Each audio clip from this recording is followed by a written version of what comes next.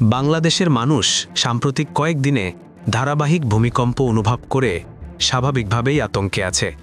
২১ এবং ২২ নভেম্বর ২০২৫-এ একাধিক কম্পন দেশের বিভিন্ন অঞ্চলে অনুভূত হয়েছে।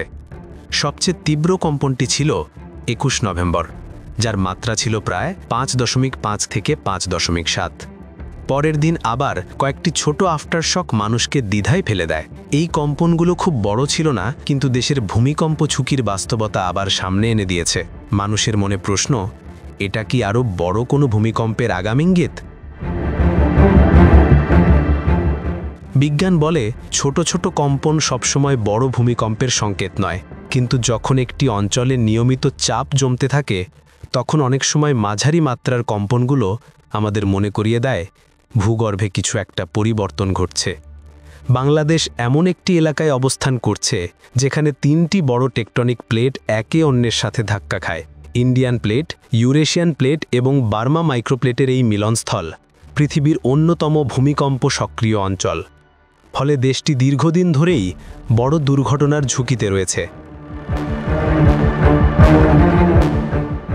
গবেষণা বলছে বাংলাদেশের পূর্বাঞ্চল, বিশেষ করে সিলেট, চট্টগ্রাম, কক্সবাজার এবং পার্বত্য অঞ্চল সক্রিয় ফল্ট লাইনের উপর দাঁড়িয়ে আছে। এই অঞ্চলগুলিতে জমে থাকা চাপ একসময় শক্তিশালী ভূমিকম্প সৃষ্টি করতে পারে। একই সঙ্গে ঢাকার নিচেও পুরনো এবং অচল ফল্ট লাইন রয়েছে, যা বহু দশক ধরে নড়েনি।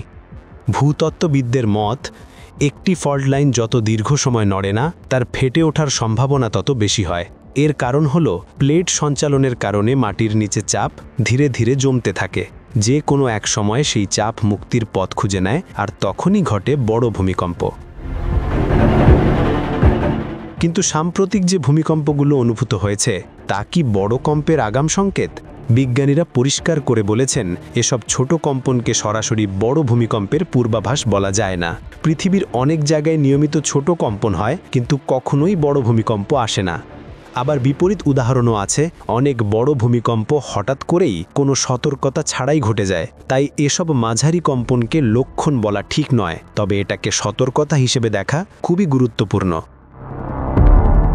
বাংলাদেশে যদি বড় মাত্রার ভূমিকম্প হয়, ধরা যাক রিক্টার স্কেলে ৭ বা তার বেশি ভূমিকম্প ঘটে, তাহলে তার প্রভাব হবে ভয়াবহ। সবচেয়ে বেশি ঝুঁকিতে থাকবে রাজধানী ঢাকা, যেখানে ঘনবসতি, দুর্বল ভবন কাঠামো, সংকীর্ণ গলি ও অব্যবস্থাপনার কারণে উদ্ধার অভিযান মারাত্মকভাবে বাধাগ্রস্ত হতে পারে। একটি বড় কম্পনে বহু ভবন ধসে পড়তে পারে, বিদ্যুৎ ও যোগাযোগ ব্যবস্থা বিচ্ছিন্ন হতে পারে, রাস্তাঘাট অচল হয়ে যেতে পারে। হাসপাতালগুলি আক্রান্ত হলে চিকিৎসা পাওয়া কঠিন হয়ে পড়বে, আর পানির সরবরাহ ব্যাহত হলে মানুষের জীবনযাত্রা বিশৃঙ্খলায় পড়ে যাবে। চট্টগ্রাম ও সিলেট অঞ্চলেও ব্যাপক ক্ষয়ক্ষতি হওয়ার আশঙ্কা রয়েছে।